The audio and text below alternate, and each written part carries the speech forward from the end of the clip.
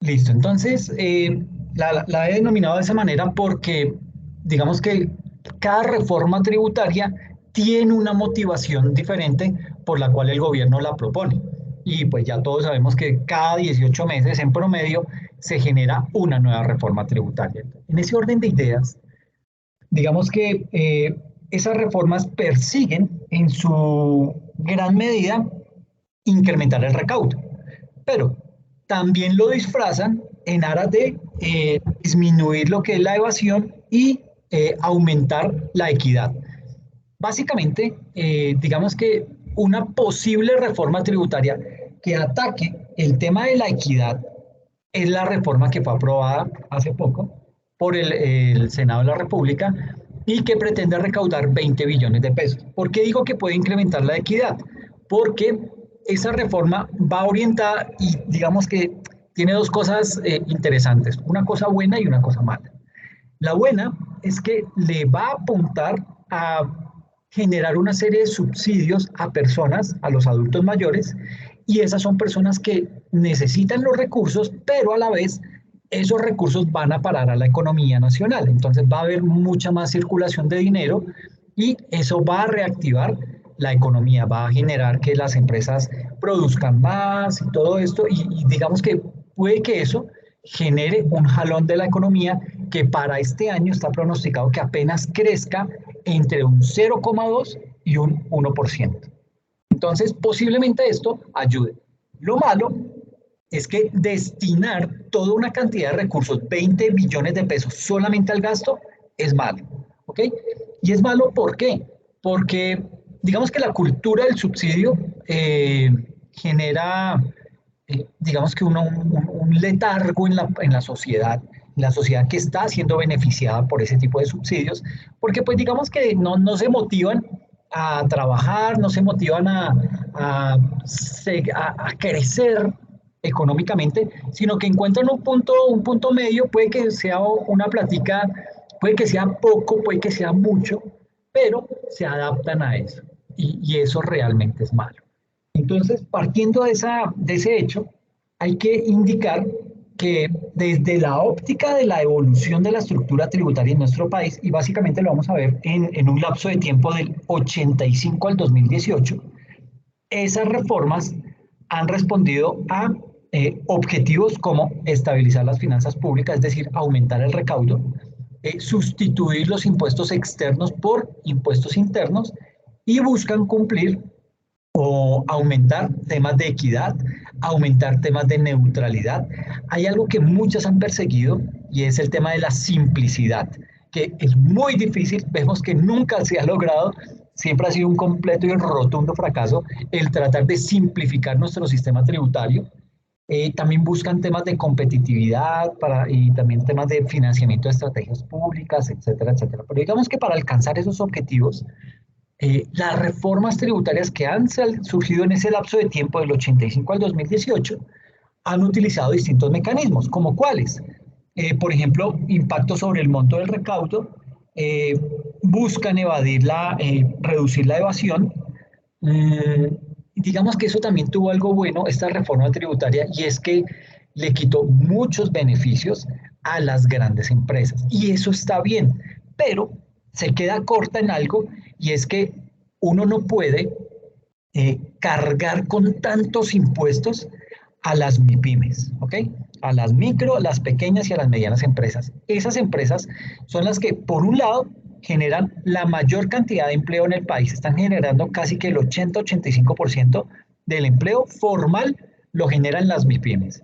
Y aparte de eso, en lugar de premiarlas, las castigamos subiéndole la tarifa de renta al 35%. Entonces, digamos que esa parte es otra, digamos que es otra pata coja que tienen esas reformas tributarias y es tratar de ver a todo el sector empresarial con la misma óptica, o sea, medirlos con el mismo rasero y eso no es bueno.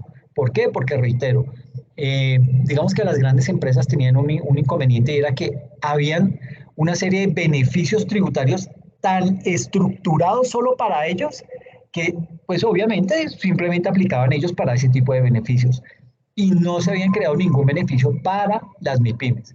y por el contrario sí le subimos la tarifa. Entonces, digamos que en ese sentido hay que mirar de qué manera se puede crear una tarifa diferencial por rangos de ingresos para que las empresas paguen con base en eso. Obviamente esto no le conviene al gobierno. ¿Por qué? Porque tiene otro factor negativo y es que está recargando al sector empresarial con muchos impuestos. Eh, Hay que tratar de mirar cómo desde las personas naturales podemos también contribuir a aumentar ese tipo mm, digamos que de recaudos, ¿ok? Entonces, digamos que en esta sesión hemos tratado digamos que la tengo estructurada de la siguiente manera. Eh, Hay una serie de periodos, hay tres periodos puntuales. Tenemos el periodo del año 1985 a 1994, se denomina la década de las reformas económicas y la nueva constitución. Tenemos otro periodo de 1995 al 2004 que se llama el periodo de ajuste a la nueva institucionalidad, seguida por años de crisis económica nacional. Y el último periodo que va del 2005 al 2014, pero en realidad lo voy a alargar hasta el 2018, que eso es lo que se conoce como el auge primario con recuperación económica y estabilización fiscal. ¿Qué pasó en este primer periodo, en el 1985 a 1994? Esa fue una década de reformas económicas y además vino acompañada con una nueva constitución política. En ese periodo específicamente del 85 al 94 se llevaron a cabo dos grandes reformas. La reforma de la apertura comercial, es decir, se abre la economía completamente, tanto es así que a nuestra economía la llaman que es una economía pequeña, abierta. ¿Ok? ¿Por qué? Porque pues, digamos que básicamente todo el tema de, del crecimiento, pues digamos que esa economía tuvo un punto de quiebre hacia lo positivo y fue cuando se empieza Colombia a abrir a los mercados internacionales, a formar nuevos tratados de libre comercio y digamos que eso ayuda en gran parte a mejorar las finanzas del país. Eh, con el paso del tiempo, pues digamos que esos TLC se fueron deteriorando. ¿En qué sentido? En que eran unos TLC que únicamente beneficiaban a unos pocos y sí deterioró el campo y la economía, la poca economía industrializada que teníamos en el país. Entonces, eso fue fatal, fue de lo más malo que le pudo haber pasado a la economía del país. Y pues digamos que todavía estamos viendo esos coletazos de esos TLC mal elaborados, TLCs diseñados solamente para beneficiar a un grupo de personas y el resto de la economía totalmente deteriorada. Luego viene el año del 1995 al 2004. Este periodo se conoce como el ajuste a la nueva institucionalidad y básicamente en ese lapso de tiempo se realizaron una serie de ajustes que eran necesarios para poder cumplir con el mandato nacional, es decir, con toda la carga que había dejado la Constitución, mirar cómo el gobierno nacional iba a hacer para tratar de disminuir esa brecha entre lo que se recibía por tema de impuestos y lo que se estaba gastando. Y a eso súmele el que fue una época en la cual los grupos armados, al margen de la ley, digamos que cogieron mucha más fuerza. Eh, cogieron mucha más fuerza, pero llegó el gobierno de Uribe y los comenzó también a atacar con vehemencia. Entonces es cuando se empieza a crear unas reformas tributarias orientadas a aumentar el gasto militar, porque pues necesariamente se tenía que hacer eso. ¿Y cómo no se iba a hacer? Si era que teníamos una guerrilla totalmente desconfigurada porque ya se dedicó a hacerle daño a la sociedad. Entonces veíamos el tema de las pescas milagrosas, veíamos todo el tema de los secuestros se incrementaron y se dispararon por todo lado y ya no solamente se conformaban con tener a las personas secuestradas por 2, 3, 4, 5 años, sino que los mataban hasta en cautiverio. Entonces, eso hizo que la población reaccionara en contra de esa guerrilla. Aceptamos entre todos el pagar ese tipo de impuestos, unas tarifas mucho más altas. Eso aumentó el recaudo para el gobierno de Uribe y mucho de ese recaudo se fue al gasto militar.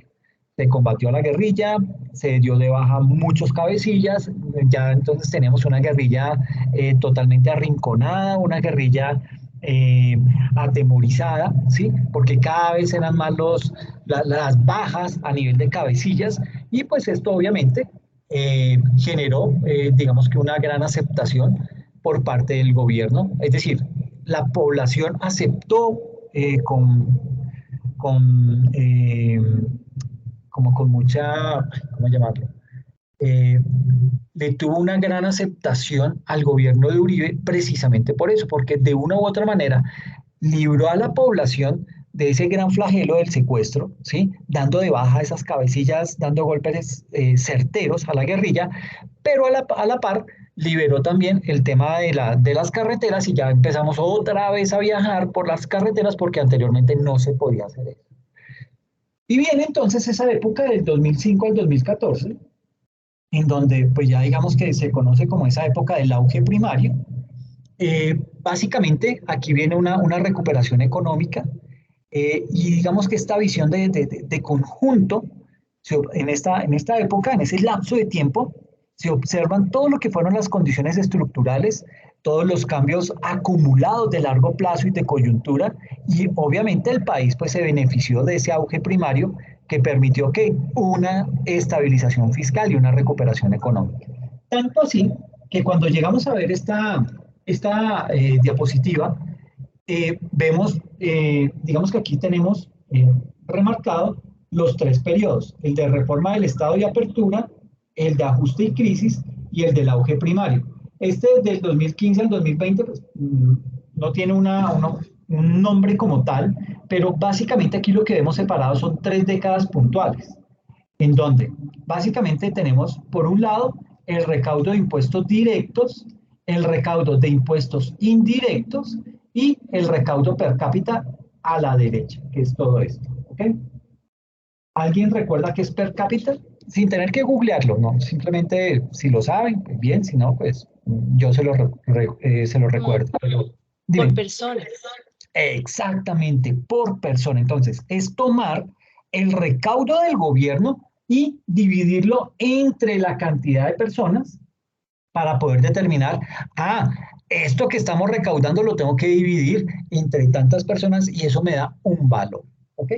Entonces, ¿qué venía pasando? Que en el año 85, mire el porcentaje de recaudo tanto entre impuestos directos e indirectos, no llegaba a ser, bueno, llegaba a ser casi que el 8% del recaudo, 7,6% del PIB. ¿Ok? Esto lo estamos hablando en términos del PIB. Parta del hecho que el PIB para el año inmediatamente anterior era del orden de 1.200 billones de pesos. Entonces, simplemente como para tener una referencia.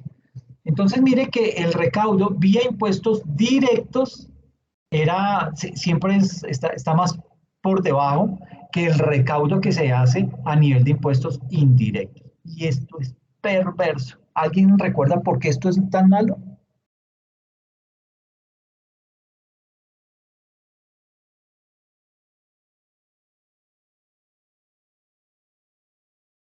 Es tan malo porque los impuestos indirectos no miden eh, la capacidad de pago de las personas.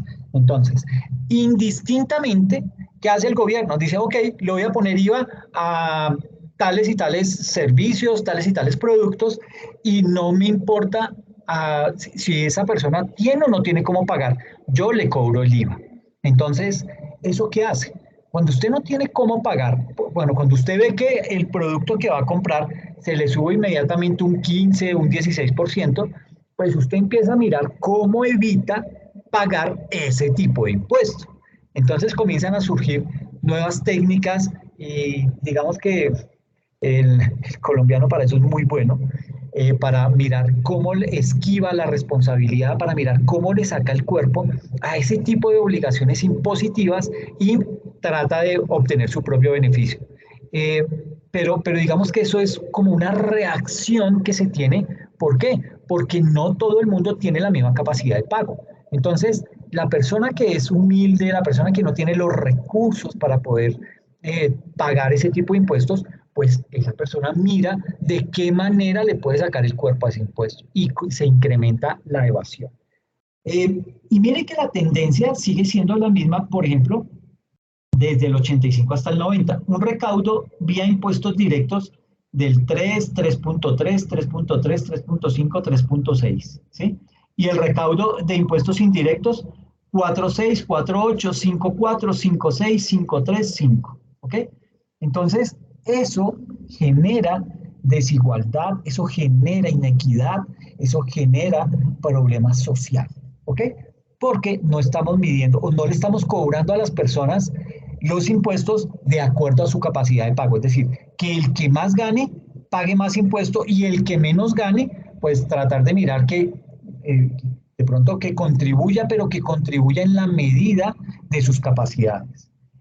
Del año 91, mire que el incremento de impuestos aumenta en un 1.1% del PIB, sube a un 4.7% y desde ahí comienza a mantenerse en esa senda del 4, ¿sí? Hasta el año 94, que es cuando vence esa primera década denominada reforma del Estado. Pues básicamente acá es cuando se implementa la nueva constitución. Obviamente el gobierno sabía lo que venía con esa nueva constitución, incrementa el tipo de recaudo y mire que lo logra incrementar y lo equipara tanto en impuestos indirectos como en impuestos indirectos y en impuestos directos. Mire que en indirectos recaudó 4.6% del PIB y en directos recaudó 4.7%, después de traer una brecha bastante amplia entre directos e indirectos. ¿Ok? Ahí se da cuenta el gobierno que tiene que buscar esa paridad con el ánimo de, por un lado, estabilizar sus finanzas, pero por otro, tratar de evitar que la gente salga a la calle. Y hoy en día nos hemos dado cuenta del poder que tiene la calle. ¿Ok? Tanto así que ya la oposición, entre comillas, porque pues, digamos que es una oposición ahí medio dispersa, medio desorganizada, pero ya se ha dado cuenta hasta esa oposición que manifestándose a través de la calle puede conseguir cosas. Entonces, digamos que se le está como volteando el tema a la izquierda, que era la que básicamente invitaba a que la gente saliera, se manifestara, protestara, etcétera, etcétera. Y ya la misma oposición hoy en día lo está haciendo. Entonces, para evitar ese tipo de cosas, ¿qué hace el gobierno? Trata de tener unas políticas fiscales lo más sanas posibles, trata de mirar cómo incrementar sus impuestos directos y no bajar la guardia con los indirectos, pero tratar de ser más ecuánime al momento de cobrarlos. Tanto así que para el año 1992 sube el recaudo de impuestos directos a 4.8 y el de indirectos a 4.5. Pero ya vuelve y se descuadra en el 93, mire que baja a 4.6 y sube a 5.6, otra vez el recaudo vía impuestos indirectos. Y así se empieza a mantener esa tendencia. Entonces, digamos que aquí tenemos lo que son las diferentes reformas, las leyes que aprobaron cada una de esas reformas, cada una con una motivación diferente, y nos lleva básicamente a encontrarnos que en el año 93 fue cuando más se recaudó del periodo de reforma del Estado de apertura. El año 93 fue el que tuvo un mayor nivel de recaudo impositivo, llegando casi al 10% del PIB. ¿Ok? Entonces, pues digamos que para la época esto resultaba ser bueno, es digamos que una buena estrategia por parte del gobierno, lograr mantener ese equilibrio entre impuestos directos e indirectos. Luego viene el periodo de ajuste y crisis. Vemos acá ya un total desbordamiento de la guerrilla, una guerrilla que se mete con el narcotráfico, que gracias a los carteles colombianos encuentra el mercado perfecto para seguir creciendo y robusteciéndose, ya tienen armas más sofisticadas, se organizan de una mejor manera y comienzan a abusar de la sociedad colombiana. Es ahí cuando, digamos que el gobierno nacional, eso le empieza a afectar sus finanzas, porque digamos que muchas empresas que están en el país pues comienzan a ver este tipo de extorsiones, comienzan a ver que la economía se empieza a deteriorar, la gente ya no viaja, la gente no sale, los secuestros, el temor, y a eso súmele las bombas Pablo Escobar, toda esa zozobra que se vivió en ese lapso de tiempo, todo eso generó que muchas empresas se fueran del país y los recaudos trataron de disminuirse. Mire que veníamos en el año 93 teniendo un recaudo del 10.2, en el 95 se baja a 9.3, en el 96 sube a 9.5 y se sigue manteniendo como en esa tendencia. Mire que no es sino hasta el año 2000 en donde empieza a repuntar realmente la economía, en donde desafortunadamente se vuelve otra vez a incrementar los impuestos indirectos, recaudando un 6.8 del PIB versus un 4.8 de los impuestos directos. Esto pasa en el 2001, ¿ok? En el 2002 el crecimiento trata de mantenerse, pero ya empieza como a aumentar los recaudos, ¿sí? Y esto digamos que empieza a mostrar una leve mejoría en la economía y en la política fiscal del gobierno. Tanto así que ya para el año 2004, mire la diferencia, ya se ve que el recaudo de impuestos directos sube al 5,4, que ha sido el mayor recaudo de impuestos directos desde el 85 hasta el 2004, pero también se dispara el recaudo de impuestos indirectos al 7,1%. ¿Ok? Ahí ya se está recaudando en el país 12,5% del PIB y pues digamos que esto empieza a mostrar una mejoría económica. Obviamente, pues digamos que mucho de esto empieza a destinarse en esta época de auge primario, muchos de esos incrementos empiezan a gastarse en, eh, en gasto militar y pues eso no es malo porque pues básicamente la guerra en Colombia estaba muy eh, desequilibrada, ¿sí? Por un lado, a veces se daba la sensación que la guerrilla era como más fuerte, pero entonces ya comienza la guerrilla a sentirse arrinconada. ¿Por qué? Porque el gobierno, a través de su ejército, comienza a asociarse con grupos paramilitares fortalecidos, grupos paramilitares con una muy buena capacidad de financiamiento, con una muy buena estructura militar y comienzan a atacar entre los dos a la guerrilla. Entonces se empiezan a ver esas bajas que digamos que el mensaje que recibe la sociedad es, bueno, les estamos llevando tranquilidad, usted ya va a volver a poder transitar por el país libremente, pero a un costo a nivel impositivo. Si llegamos entonces a todo el auge primario, y mire que es por acá en el año 2010, cuando finaliza el gobierno de Uribe, en donde digamos que coincidencialmente da con una disminución en el recaudo, baja de tener un 13.9 a recaudar apenas un 12.9, o sea, perdió un 1% del PIB. Y de ahí en adelante, pues ya llega el gobierno de Santos, que es básicamente hasta acá, ¿sí? En donde el mayor recaudo se dio en el año 2015. Mucho de esto se dio básicamente gracias a la bonanza petrolera de esa época, que pues digamos que dio unos muy buenos resultados, pero inmediatamente comienza a caer, eh, digamos que debido a los precios del mercado internacional, se nos disminuye un poco el recaudo. Mire que logramos recaudar 15.3% del PIB y luego digamos que vuelve y medio se estabiliza y eso pues digamos que de una u otra manera beneficia los recaudos del gobierno nacional. Entonces, básicamente aquí la lectura es que tenemos una economía en donde, si bien es cierto, se está recaudando una gran cantidad de impuestos, muchos de esos impuestos vienen de vía indirecta, de impuestos indirectos. Y eso es lo más malo que puede tener la economía. Si comparáramos este tipo de recaudos con países como Chile, con países como México, pues nos vamos a dar cuenta que es más el recaudo que hace a través de impuestos directos que de impuestos indirectos. ¿Por qué? Porque esto genera equidad, esto genera igualdad y es mucho más fácil de controlar. ¿Okay? Eh, Esto frente a esta gráfica que se denomina Colombia en continua reforma tributaria, Y después de esta parte, pues entonces ya viene más bien como la revisión de lo que es el Producto Interno Bruto. Ese PIB básicamente es un indicador económico que lo que hace es que refleja lo que es el valor monetario de todos los bienes y servicios finales producidos por un país en un determinado periodo de tiempo. Normalmente se utiliza un lapso de un año, ¿ok?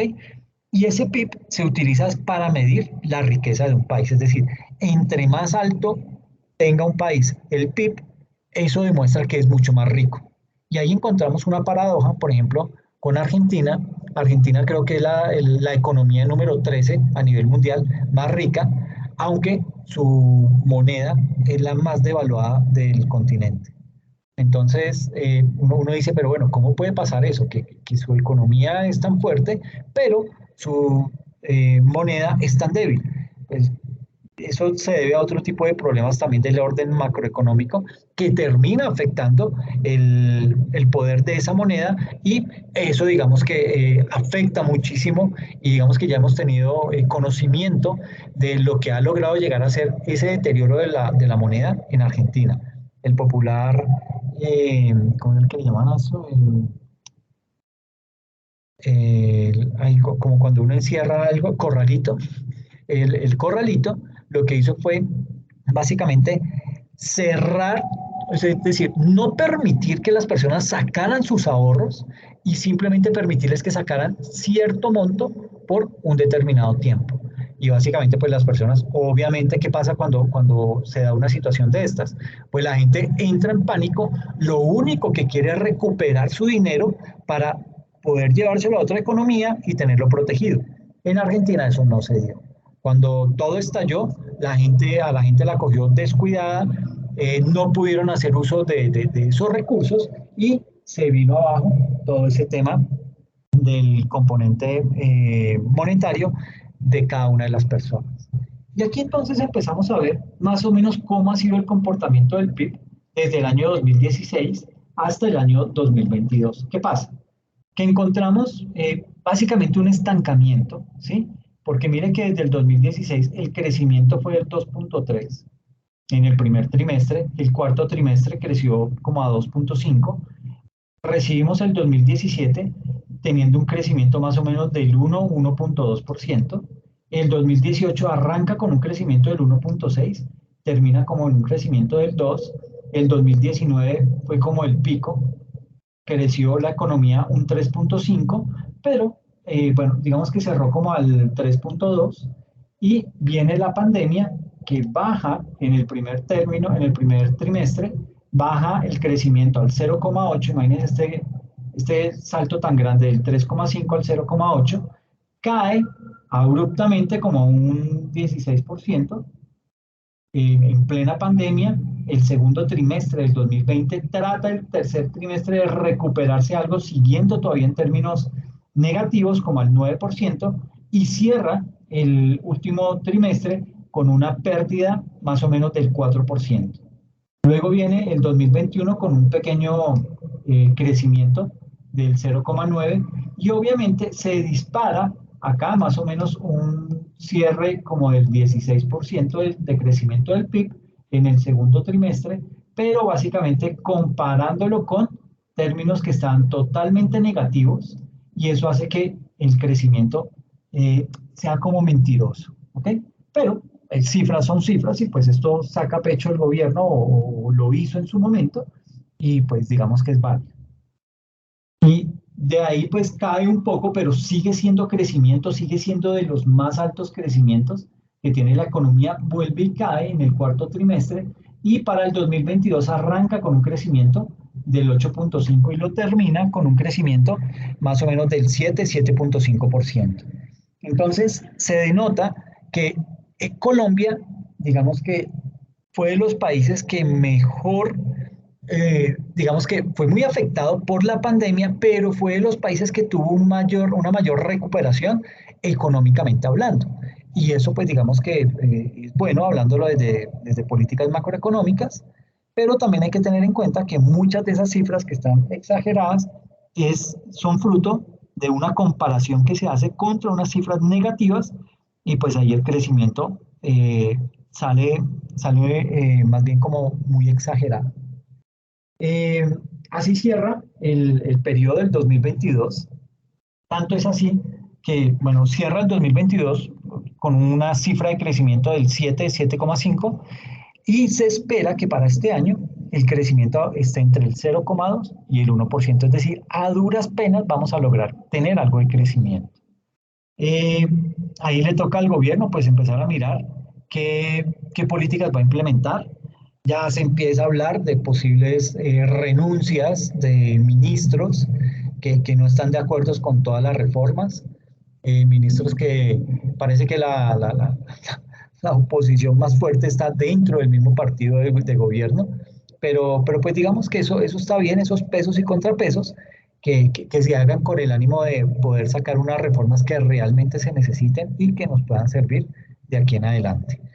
Mm, Eso desde la óptica del PIB, digamos que cuando entramos a mirar también lo que es el tema del recaudo, aquí bueno, estaba haciendo análisis año por año, pero ya lo explicamos. Básicamente los recaudos que se han hecho, pues digamos que en tema impositivo los recaudos han ido aumentando y eso es bueno, eso habla de una muy buena gestión por parte de las entidades que recaudan las haciendas públicas, en este caso representadas casi que en su mayoría por la DIAN, pero hay que tener en cuenta que también a la DIAN se ha fortalecido. ¿En qué sentido? Se ha fortalecido desde el punto de vista técnico y tecnológico, ¿sí?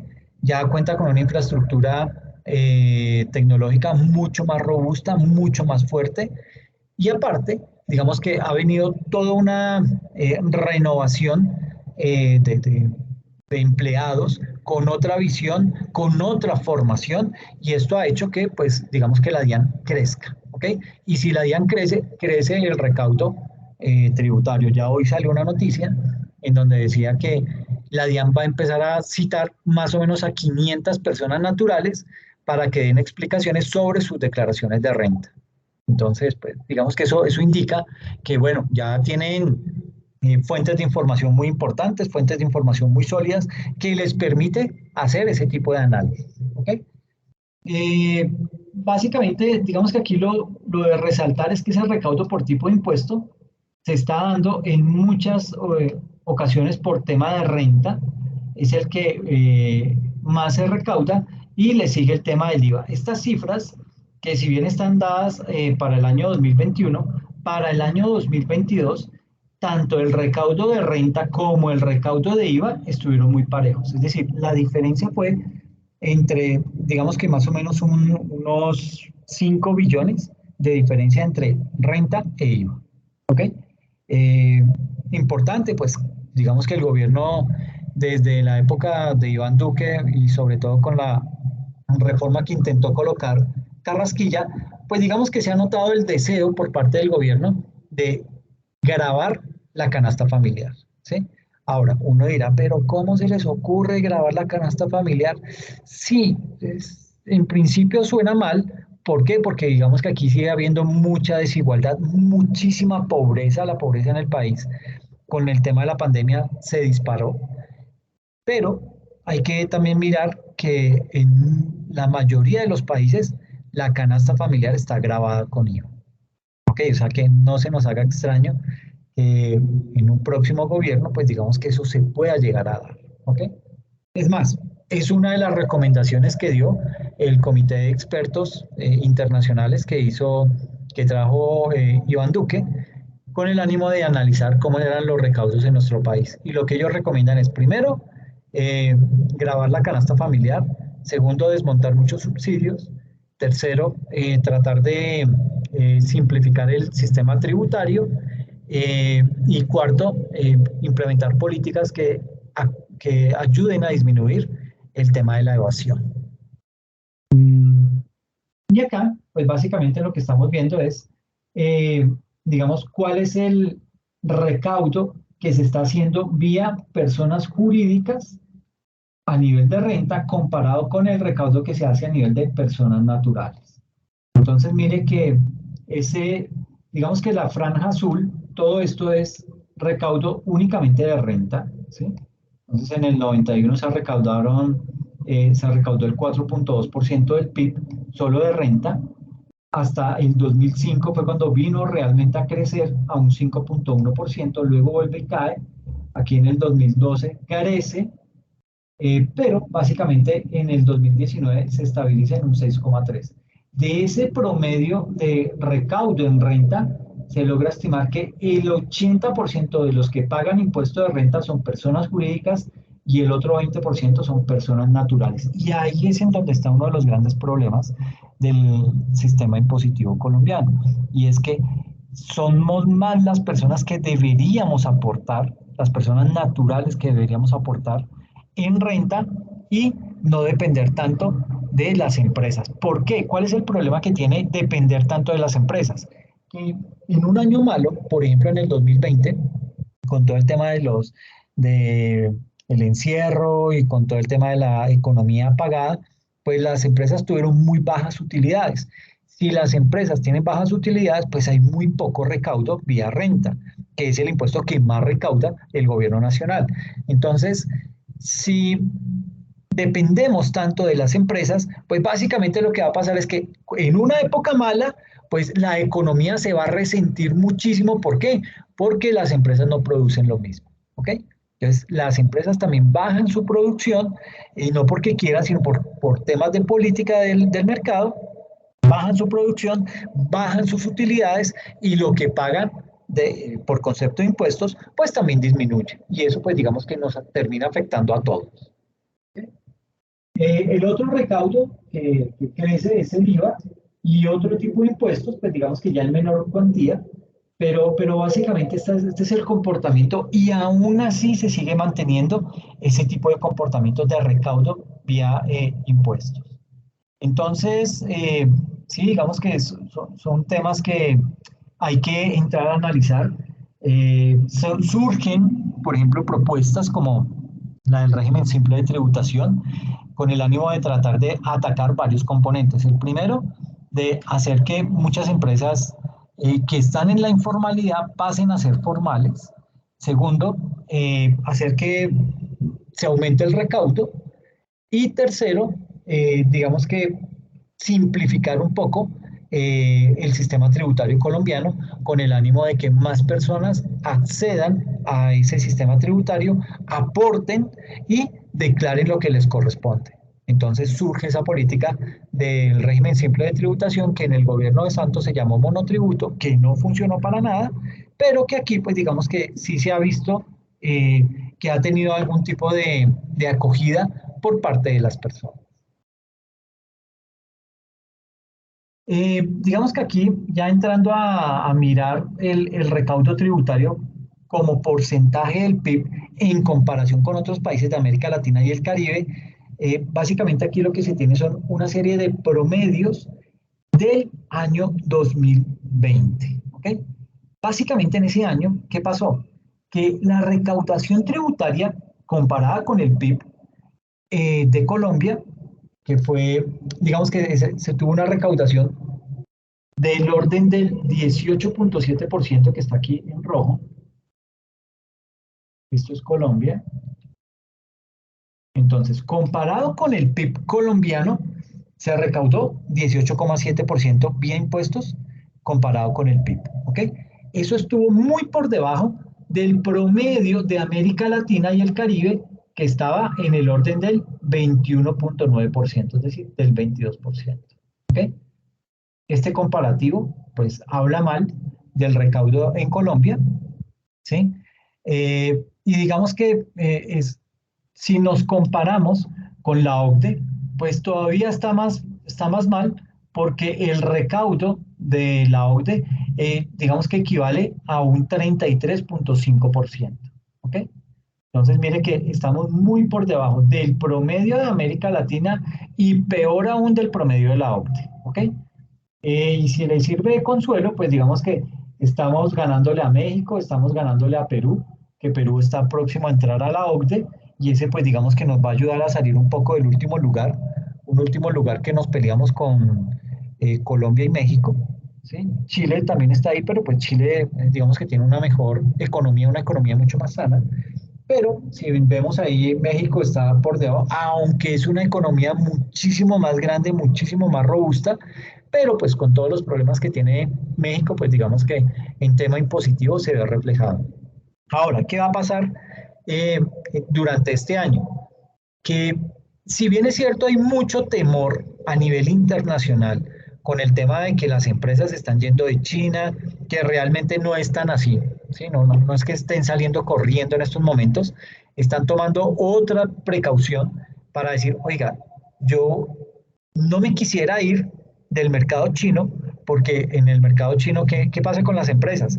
Las empresas encuentran un sitio de producción bastante atractivo y además con una mano de obra muy barata, pero lo mejor de todo es que muchos de esos productos los adquieren los mismos chinos, entonces se evita esos gastos de fletes, de estar transportando la mercancía vía marítima de China a países como Estados Unidos, como Australia, como el resto de América Latina y Europa. ¿Por qué? Porque el mercado chino es bastante grande. Entonces encuentran ahí una salida a muchos de sus problemas. ¿Qué pasa hoy en día? Que pues con todo este tema de los problemas que hay con la guerra entre Rusia y Ucrania y ahora con lo de los globos chinos espiando, pues digamos que eso ha deteriorado ese tipo de relaciones y posiblemente muchas de esas empresas que están hoy en día radicadas en China, pues vía represalia por parte del gobierno de Estados Unidos, muchas de esas empresas posiblemente van a salir de China, posiblemente se ubican en Vietnam, en Malasia, en Filipinas, pero México se ha vuelto un gran potencial para atraer ese tipo de empresas. Entonces, vemos como en estados de Tijuana, en estados de Monterrey, todo este tipo de ciudad, de estados grandes de México, se están organizando grandes construcciones de empresas con sus bodegas, con toda la infraestructura que requiere. ¿Para qué? Para replicar esas fábricas que tienen en China, ahora en México, y empezar a producir todo ese tipo de productos desde México. Por lo tanto, pues digamos que se va a ver un gran despegue económico de México, mucho de esto obviamente apoyado por sus amigos del norte, Estados Unidos y Canadá, con los que tiene el Tratado de Libre Comercio, y esto va a potenciar la economía mexicana. Y pues digamos que está por ver eh, qué va a pasar cuál va a ser su crecimiento, qué puede pasar cuántas empresas puede que salgan de China y se trasladen a México, todo ese tipo de cosas, pues digamos que van a hacer que México crezca a pesar de saber cómo está la situación de orden público en ese país, con un narcotráfico creciendo, unos carteles de narcotraficantes cada vez más fuertes, cada vez más violentos. Eso puede llegar a deteriorar esos planes que se tiene a nivel de implementación de esas fábricas allá en México. Pero pues igual vemos que todavía se mantienen en este país grandes empresas, ¿sí? Tanto así que la Mazda, que se fue de Colombia, ¿para dónde arrancó? Para México. Y desde México sigue teniendo el control del mercado colombiano en cuanto a vehículos. Entonces, se evitó toda una carga impositiva gigantesca, la Mazda, que tenía aquí en Colombia, y se fue a un país en donde lo consienten, a un país en donde le permiten una carga impositiva mucho más liviana.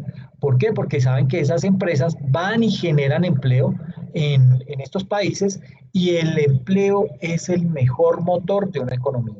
Entonces, prefieren castigar o darse la pela, no recaudando o no cobrándole tantos impuestos a esas empresas, pero que en contraprestación esas empresas generen una buena cantidad de empleo en ese país.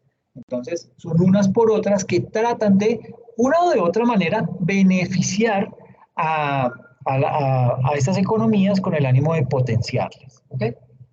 Eh, digamos que acá lo que podemos observar es que la recaudación tributaria, eh, como, como porcentaje del PIB a lo largo del tiempo. Entonces, aquí tenemos, en esta gráfica que estamos mostrando acá, eh, que esa recaudación tributaria como porcentaje del PIB, todo esto lo estamos comparando básicamente con el PIB, eh, digamos que disminuyó en un punto porcentual del 19,7% al 18,7%.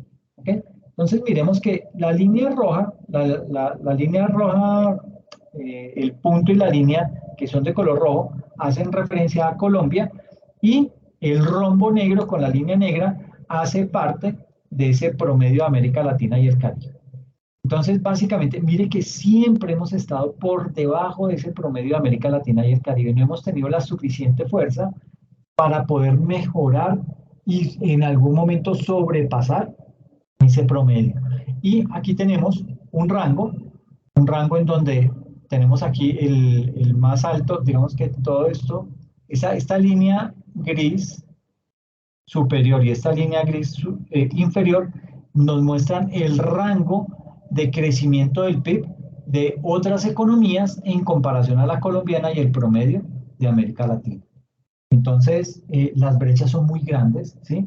Es decir, si bien estamos muy pegados al promedio de América Latina, evidentemente estamos muy distantes, casi que años luz, de el promedio de economías fuertes como la del promedio de la OCDE, la de Brasil, la de Argentina, la del mismo Uruguay, que uno dirá, bueno, pero es que Uruguay tiene apenas 2 millones de habitantes, es un país extremadamente pequeño, pero tiene una economía muy sana, una economía en donde se enfatiza en tratar de disminuir la desigualdad, que eso es fundamental y eso hace que crezca la economía de un país. ¿Por qué? Porque a menor desigualdad significa que hay más recursos para que las personas puedan disponer de ellos y puedan de una u otra manera mejorar sus niveles de vida. Entonces, básicamente aquí lo que nos muestra es una réplica mucho más amplia de lo que es esta gráfica. ¿Ok? Entonces, sí, básicamente es mirar la diferencia entre el PIB de Colombia comparado con el promedio del PIB de América Latina y el promedio del PIB de la OCDE y de esas economías que son más fuertes en nuestra región. Eh, Básicamente, y aquí ya viendo cómo es la estructura tributaria comparada con los promedios regionales, esto es para llorar. ¿Por qué? Porque digamos que esta estructura tributaria hace referencia a la proporción de cada categoría de ingresos tributarios sobre qué? Sobre el total de los ingresos tributarios. ¿Ok? Entonces tenemos eh, cada categoría de ingresos tributarios. Por un lado tenemos lo que son los impuestos sobre la renta de personas físicas. Esto es un documento de, de la CEPAL. Por eso ellos hablan de personas físicas, o sea, personas naturales. Impuestos sobre la renta de sociedades. Aquí tenemos cotizaciones a la seguridad social, impuestos sobre la propiedad privada, otros impuestos sobre bienes y servicios, impuestos como el IVA y otros impuestos. Entonces empezamos a mirar acá cómo en Colombia el nivel de impuestos sobre personas naturales alcanza a ser apenas un 7%, mientras que la carga que le estamos trasladando a las empresas asciende al 25%. Es decir, tenemos casi que una descompensación de casi 4 veces más lo que le estamos cargando a las personas jurídicas frente a lo que como personas naturales estamos contribuyendo. Entonces, este desbalance es de lo más crítico. Miren nomás lo que pasa en la OCDE. En la OCDE, el 23% son recaudos vía impuesto a las personas físicas o personas naturales en comparación de lo que se recauda con base en las empresas, que es apenas de un 10% del PIB. ¿Ok? Entonces, mire la desproporción tan grande, pero no nos vayamos tan lejos, no nos vayamos solamente a la OCDE, miremos lo que pasa con el promedio de América Latina y el Caribe. Eh, Acá en América Latina se le está trasladando a las empresas el 16% del recaudo a ellos y el 10% a personas naturales. ¿Okay? Entonces, sigue Colombia estando con una deuda frente al tema del recaudo, de aumentar el recaudo a nivel de personas naturales. Eso es crítico. A nivel de cotización de cotizaciones a la seguridad social, pues obviamente aquí sale a relucir todo lo fuerte que nos pega la informalidad. Apenas estamos recaudando un 10% frente a un promedio en América Latina que es del 18% y en la OCDE que asciende al 26%. Esto pues básicamente lo que prende son las alarmas de cómo apenas un 10% sostiene el otro 90% de la población que accede a esos servicios de seguridad social. ¿Ok? Luego viene el tema de impuestos a la propiedad. Pues aquí Colombia tiene un 10% de impuestos bajo esa categoría. El promedio de América Latina tan solamente tiene un 4 y el promedio de la OCDE apenas tiene un 6. En tema de otros impuestos sobre bienes y servicios, el promedio de América Latina es del 21% y nosotros, este es la única cifra en la que medio nos parecemos con el promedio de la OCDE. ¿Sí? Y frente al tema del IVA, mire que frente a IVA, Colombia recauda 29%, el promedio de América Latina el 27% y el promedio de la OCDE el 20%. Esto es lo que toca, tratar de disminuir, ¿sí? ¿Por qué? Porque aquí no hay capacidad no se mide la capacidad de pago y esto es lo que tenemos que aumentar como país, ¿ok?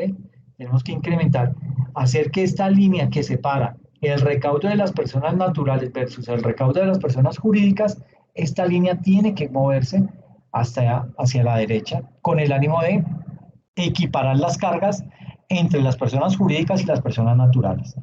Deberíamos en ideal llegar a ser como lo tiene la OCDE. Mire que la OCDE duplica y más que duplica el recaudo de personas naturales frente al recaudo empresarial. ¿Okay? Y aquí está, esto es básicamente un resumen de la estructura tributaria en Colombia. Por aquí tenemos los ingresos tributarios en moneda nacional y aquí cómo está la estructura tributaria en Colombia. Todo obviamente comparado con base en el PIB.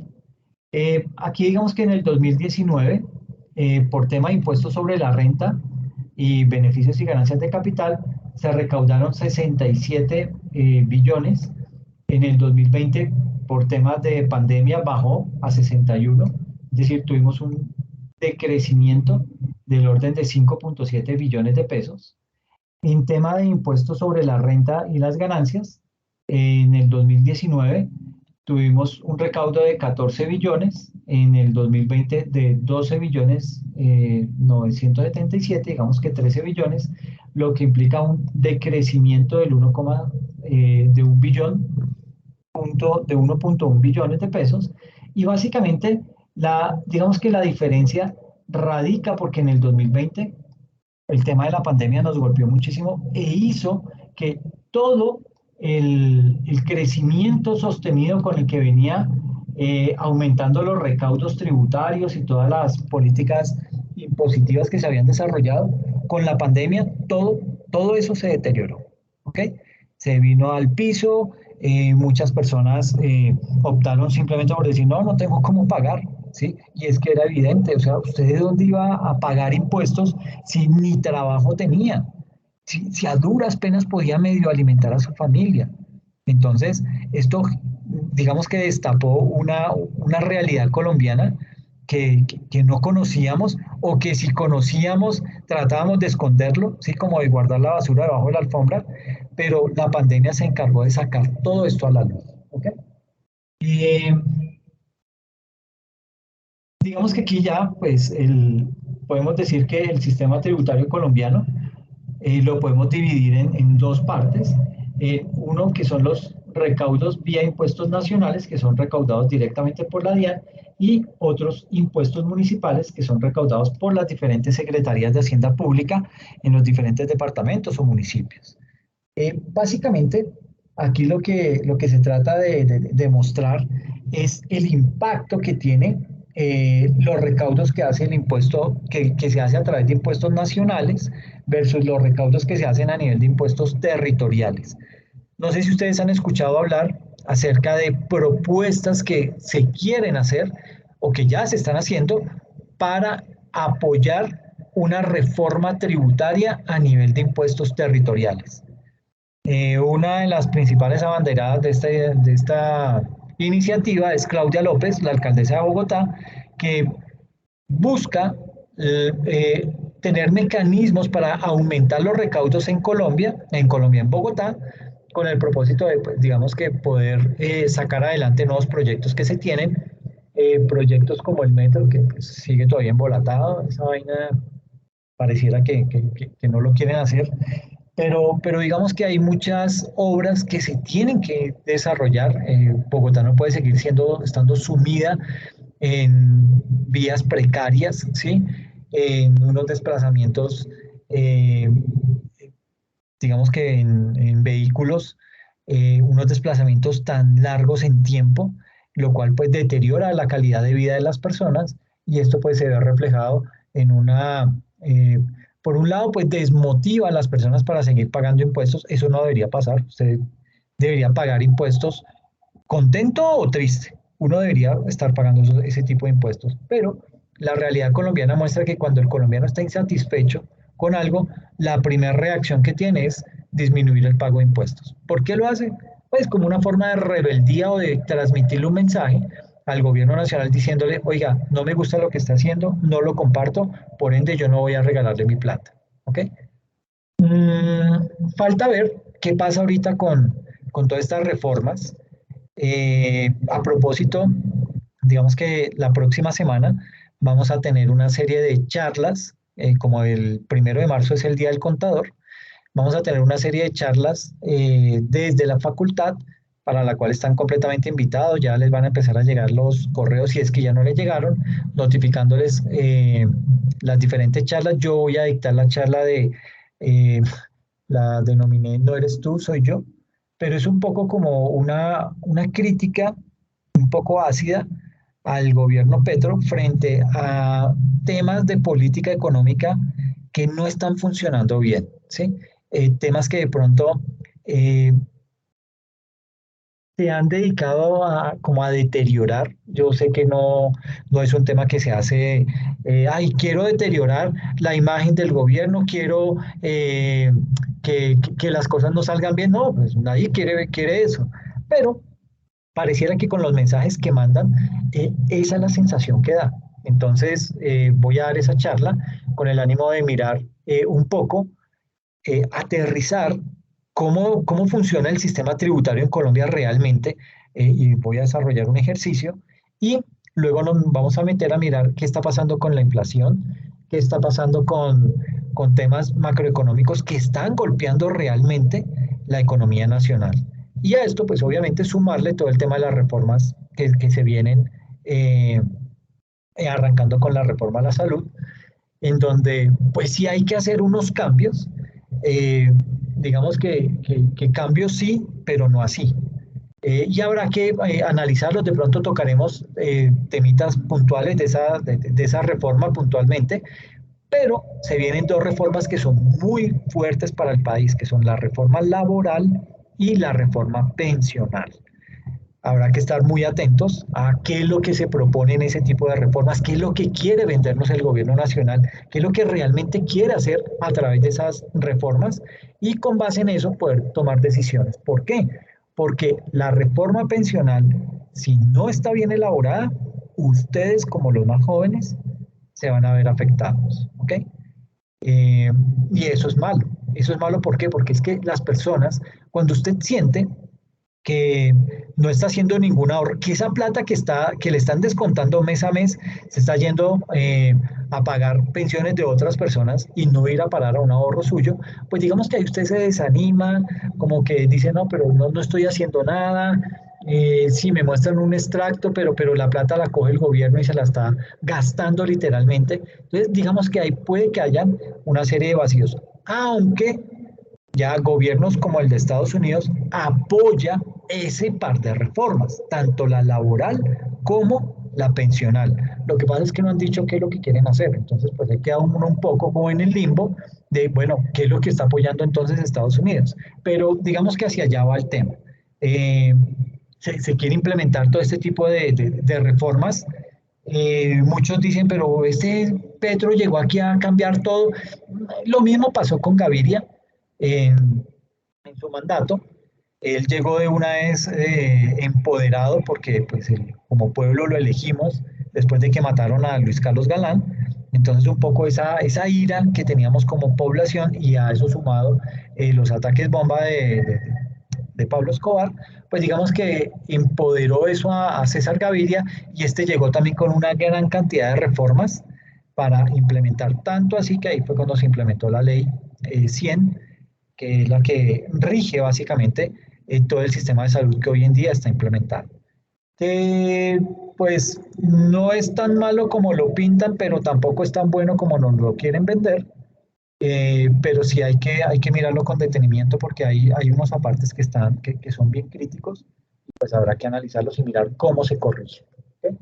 Pero básicamente aquí volviendo a la gráfica de esta diapositiva, vemos cómo el grueso de los impuestos son recaudados y administrados por la DIAN.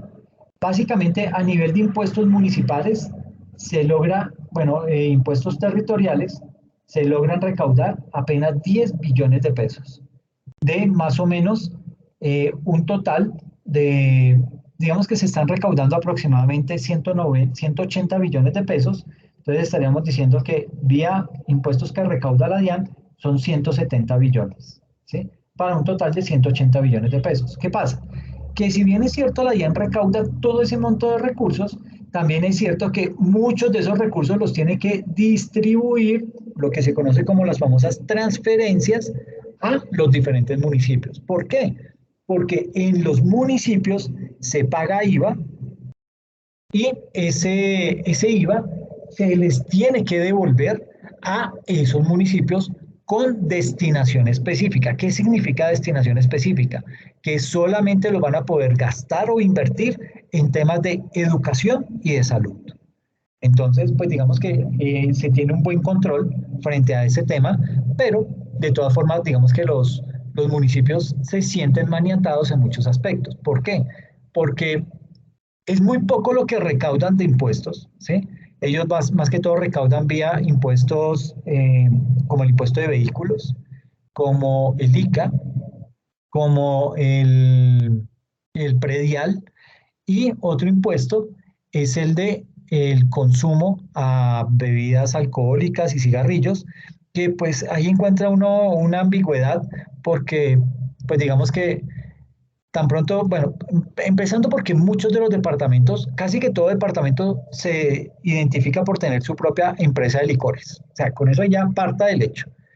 Eh, y de lo que se encarga el gobierno departamental es de promocionar el consumo de ese tipo de bebidas, porque es la empresa del,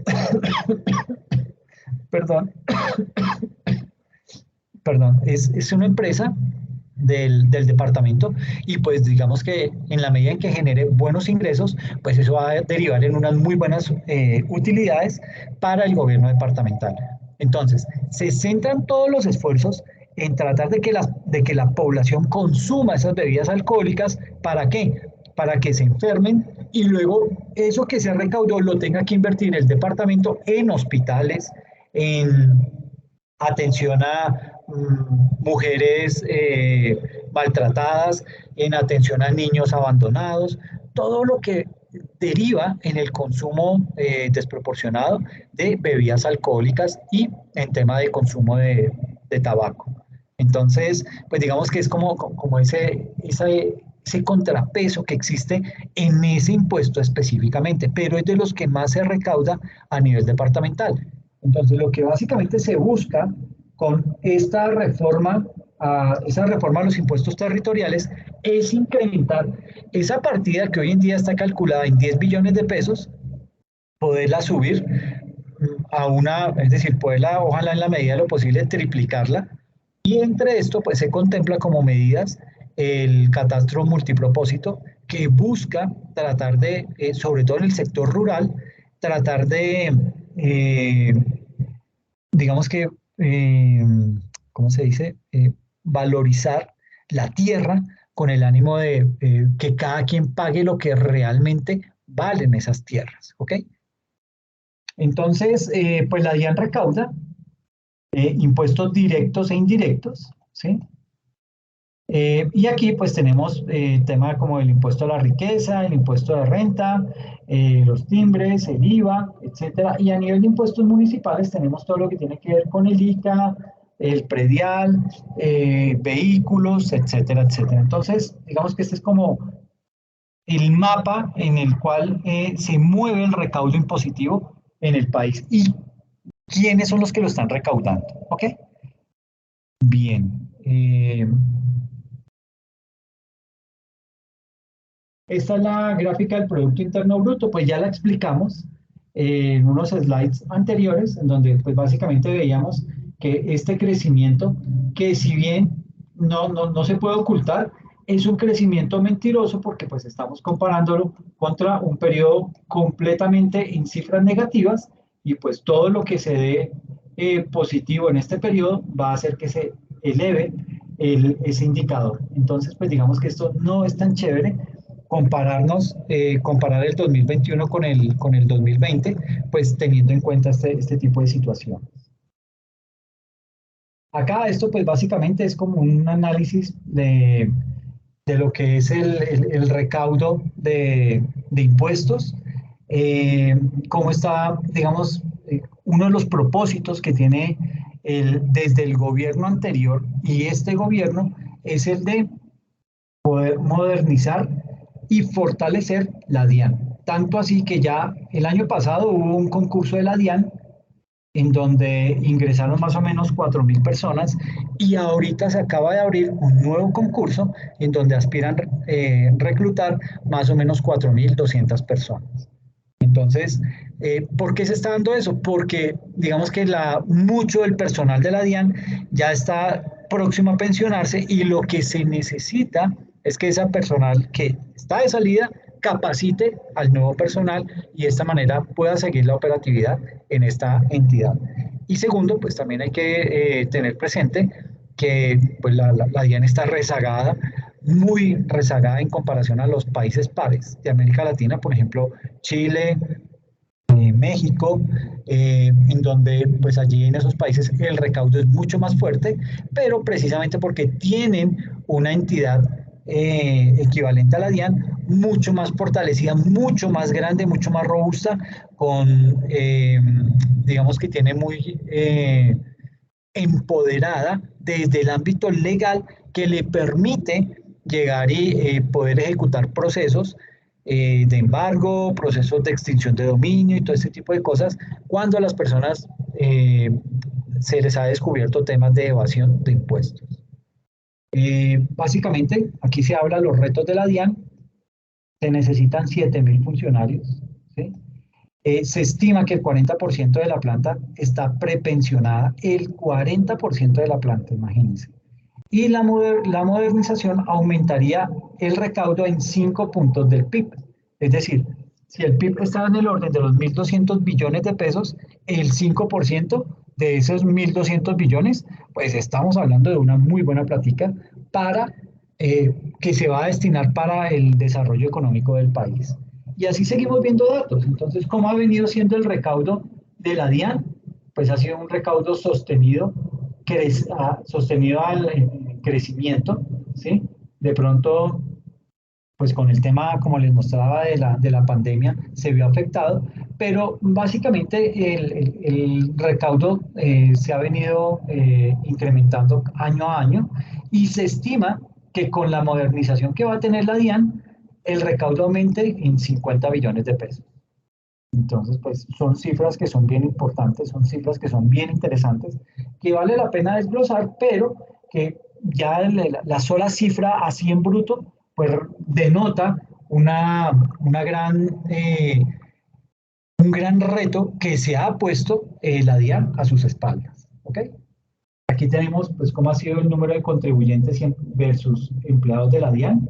Pues a nivel digamos que aquí en Colombia tenemos que el 3.063 eh, grandes contribuyentes en comparación con 9.489 empleados y número de habitantes por empleado son 5.171. Esto está totalmente desproporcionado. Esta cifra tiene que crecer. El número de empleados en la DIAN tiene que seguir aumentándose. En Chile, que tiene la mitad de la población de Colombia, el equivalente a la DIAN allá en Chile tiene cerca de 20.000 empleados. Acá en Colombia, la DIAN tenía aproximadamente más o menos unos 3.500, casi 4.000 empleados. Por eso están sacando todas estas convocatorias, por eso están fortaleciendo a la DIAN, porque por fin el gobierno entendió que si no le invierte a la entidad que recauda los impuestos, pues van a seguir creciendo los huecos fiscales, van a seguir creciendo las evasiones y se va a seguir viendo afectado el ingreso del país. Entonces, pues digamos que son muchos retos los que tiene hoy en día la DIAN como institución y pues dependiendo de eso eh, va a seguir creciendo o si no, pues va a quedar estancada. Eh, digamos que esto es lo que quería mostrarles el día de hoy, ese componente o esa lectura rápida de esos años, desde 1984 hasta el 2018-2020, de cómo ha sido el comportamiento tributario en el país, esas luces y sombras que hemos logrado detectar en cada uno de esos periodos, en cada uno de esos años, eh, viendo la problemática que rodeaba al país en esas épocas y determinando qué tanto recaudo llegaba vía impuestos directos e indirectos y comparándolos, porque es que eso es lo realmente interesante, poder compararnos con países pares para poder determinar qué tan bien o qué tan mal estamos como sociedad. ¿Ok? No sé si tienen de pronto alguna inquietud, alguna pregunta al respecto. Ay, cuéntame, Claudia, que tienes la manito levantada. Perdón, hasta ahora te vi. No, no, acabo de levantar la mano, Ah, profe. ok, qué chévere. Es que de pronto sí quisiera hacer un comentario muy pequeñito en relación con la reforma tributaria y como de pronto resaltar las cosas positivas, las cosas que a mí particularmente me gustaron de esta reforma, que sí fueron, que hicieron la diferencia frente a todas las demás 18 reformas de los últimos 30 años. Y es que en verdad sí tiene un enfoque para reducción de la pobreza y sobre todo para equilibrar un poco la distribución del ingreso. Eso, ¿cómo lo logra? Nunca antes habían enfocado recaudar, por ejemplo, para personas con ingresos mayores a 13 millones de pesos o con patrimonios superiores a 10.000 millones de pesos. ¿Quién de los que estamos aquí en este foro tenemos un patrimonio de 10.000 millones de pesos? Son unos pocos privilegiados que nunca han contribuido al país porque un asalariado pues corriente y normal no debe contribuir de la misma forma que una persona que tenga un patrimonio pues grande. Me gustó mucho algunas exenciones a beneficios tributarios. Me gustó todo lo que hicieron con el sector extractivo. El hecho de que no puedan reducir las regalías del impuesto de renta, eso a mí me pareció positivo porque las empresas petroleras y las que hacen la extracción de nuestras riquezas sí se han llevado las utilidades, pero no han compensado al país y si nos dejan como la deuda ecológica. Eh, lo que hicieron con el tema de las zonas francas me parece pues positivo también y el hecho de que no estoy tan segura que todos los 20 billones que se vayan a recaudar vayan destinados a subsidios, sino que necesariamente a programas sociales y de desarrollo, de digamos, de mejorar la productividad del país. Eso a mí me parece positivo. Pues ya que el profe habló de las cosas negativas, me parecía también justo hablar de las cosas buenas, o por lo menos de las que a mí me parecieron positivas. Eso Perfecto, quería qué bien. compartir. No, me parece muy bien y sí, en realidad los puntos que acabas de tocar son relevantes. Pues tanto así que no se había visto una reforma de esta envergadura, una reforma muy robusta y que básicamente lograron sacar muy rápido en un lapso de tiempo. Y eso pues digamos que es un punto a favor para el gobierno nacional. Eso es bastante bueno. Yo en lo que sí no estoy de acuerdo es de pronto en el tema de que se gasten todos los 20 billones de pesos. Creería que el tema sería tratar de dejar un colchón para mirar qué tipo de situaciones se nos pueden presentar en el próximo año o 2 años adelante, con el objetivo de poder tener eso y poder, digamos que hacerle frente a ese tipo de situaciones. Es lo único, el tema de, sí, de pronto el tema de algunos subsidios y esto, pues yo lo he manifestado en algunos momentos, no es tan chévere y digamos que hay casos puntuales. En España se ha logrado hacer un estudio en donde se logró determinar que allá existe el subsidio al desempleo, pero es un subsidio que se lo dan a la persona por 18 meses, ¿sí? Acá creo que es apenas de 6 meses, allá es de 18 meses, y han logrado sacar unas estadísticas en donde se evidencia claramente que la persona que estaba desempleada, tan pronto ve que ya le van a quitar el subsidio, ahí sí, por obra y gracia, consigue trabajo. ¿Sí? Entonces, eso lo único que dice es, oiga, entonces vamos a tener que disminuir el tiempo de ese subsidio con el ánimo de quitarnos esa renta porque hemos logrado comprobar que la persona consigue trabajo. Lo que pasa es que se entran en esa zona de confort y tratan, bueno, y además que si a eso le suman el que de pronto son personas que pueden trabajar, como se ha disparado hoy en día el trabajo remoto, pues a usted no le exigen eh, que pague seguridad social ni nada de eso. Entonces, básicamente, esos ingresos que recibe esa persona quedan por debajo, no los logra evidenciar el gobierno y le sigue dando ese beneficio a las personas. Entonces, digamos que en ese sentido y haciendo ese símil con España, Colombia tendría que mejorar eso, ¿sí? Hay muchas personas que trabajan en Colombia de esa manera, remotamente y bajo esa categoría de freelance, en donde pues, no tienen prestaciones sociales, pero que básicamente la condición que le ponen es, ¿usted tiene problema con trabajar de esta manera? Le dicen, no, pues usted si no tiene trabajo y ve que es remoto y el trabajo es chévere y a usted le gusta, pues usted dice, no, a mí no tengo ningún problema con eso. Ok, ¿tiene problema con que le consignemos la plata en alguna cuenta? Dice, no, tampoco. Entonces, digamos que desde ese punto de vista, muchos de estos ingresos pueden estar quedando ocultos a la visión del gobierno y se sigue dando ese tipo de subsidios. Si eso pasa en un país desarrollado, pues imaginen lo que puede pasar en Colombia. Pero estoy completamente de acuerdo, hay población puntual en el país que necesita esos subsidios. Hay que otorgárselos, hay que estar vigilantes de que ese tipo de recursos no se desvíen. Y ahí es en donde a uno le entra un poquito de desconfianza y dice, miércoles, ¿será que sí está capacitado el gobierno nacional para evitar que esos recursos se desvíen? Habrá que mirarlo, sí, habrá que hacer un estudio juicioso del tema, pero espero por el bien de todos que esos recursos lleguen realmente a esas personas, que no está mal ayudar, que no está mal tratar sobre todo, y me van a escuchar siempre decir lo mismo, el adulto mayor, que hoy en día está en la calle, en situación de calle, que pasa situaciones bien difíciles, esa sería la población más importante para lograr ayudar y seguido de eso con la infancia, que pues obviamente la descomposición social es que es tan terrible. Ustedes, entre más se ponen a estudiar del tema, encuentran cómo muchas de las madres solteras que están en pobreza, pues desafortunadamente sus hijos, eh, se ha logrado determinar que una persona que es pobre va a tardar 4 generaciones en lograr hacer que eh, salga adelante. ¿Qué quiero decir? Tenga presente que una generación equivale a 40 años. Es decir, que a una familia le va a tardar salir de la pobreza durante 160 años, va a lograr salir de esa pobreza en Colombia. Imaginen los indicadores tan malos que tenemos para lograr determinar eso. Entonces, creo que hay mucho por hacer en el país. Creo que es bueno que haya un cambio, ¿sí?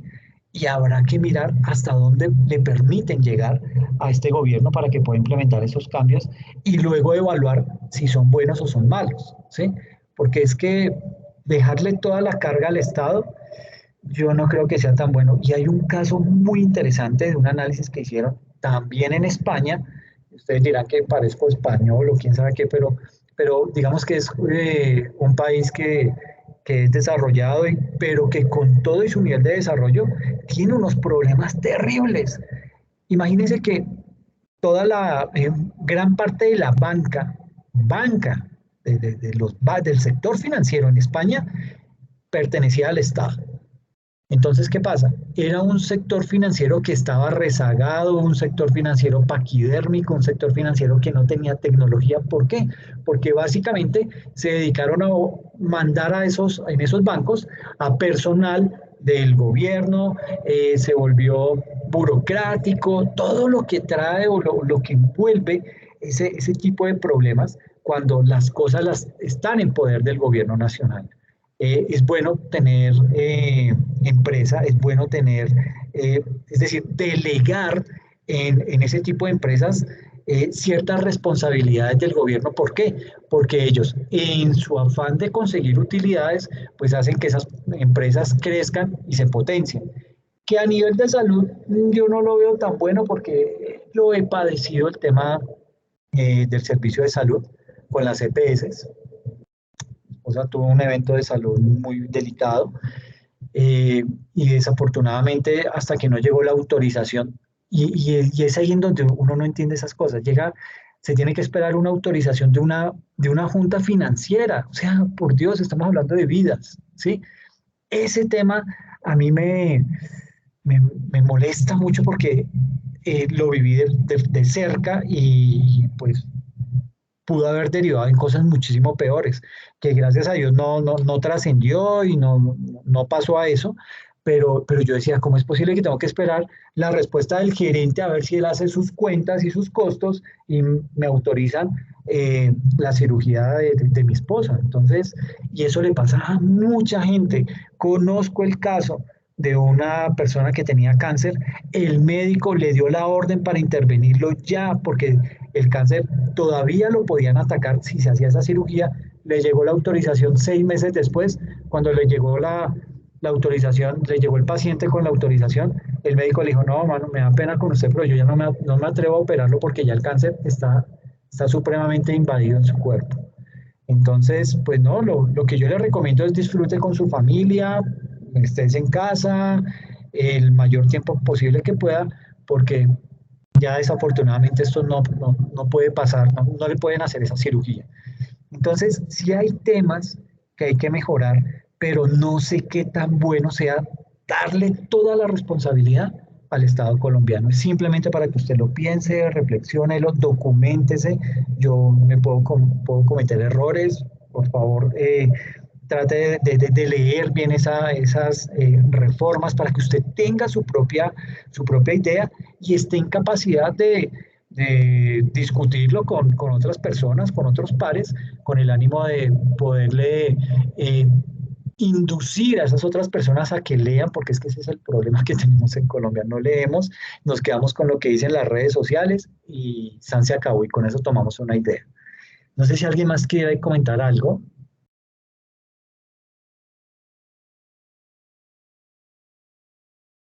Ok, yo lo que sí les quiero es agradecer la paciencia que me tuvieron el día de hoy, por esa media hora que llegué tarde, pero lo siento, tuvo un retraso el vuelo, llegué de carrera, pero bueno, logramos sacar el tema que teníamos programado, pero sí les quiero agradecer muchísimo a eso y se los valoro muchísimo porque en realidad habla muy bien de ustedes, habla de ese profesionalismo y también habla digamos que de esas ganas de querer aprender.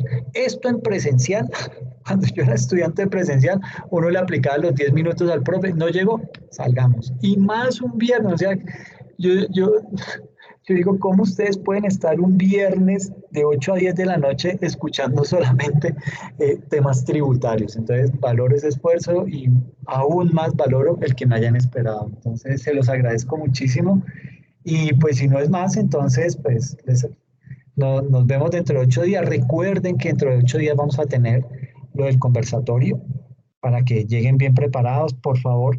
Si de pronto hay un grupo que lo pueda hacer el viernes tipo 7 de la noche, me indica y nos vemos a las 7 de la noche porque posiblemente se nos alargue el tema. Entonces, por favor, los capitanes, hablen con su equipo, miren a ver si de pronto lo pueden hacer a las 7. Entiendo que muchos tienen de pronto clase a las 7, si no pueden, no hay ningún problema, pero sí me gustaría de pronto tener algo como mucho más liviano en tiempo que nos permita hacer un buen conversatorio, ¿ok? Entonces piénselo y el domingo va a estar habilitado el examen para que lo puedan presentar. Listo, yo les mando un correo con instrucciones para que lo puedan desarrollar. Es media horita y no es nada difícil, ¿ok? Profe, buenas noches, una consulta. Dime. ¿Cómo va a ser como tal lo del conversatorio? O sea, ¿cómo se va a empezar? Ok, gracias por la pregunta, Miriam. Pues básicamente el capitán lo que va a hacer es una pequeña exposición de 10 minutos, nos va a dar contexto frente a toda la temática, ¿ok? Más o menos de qué se trata el tema, cuáles son los puntos principales, etcétera, etcétera. Ese capitán nos da un bagaje completo de la temática que tiene asignada.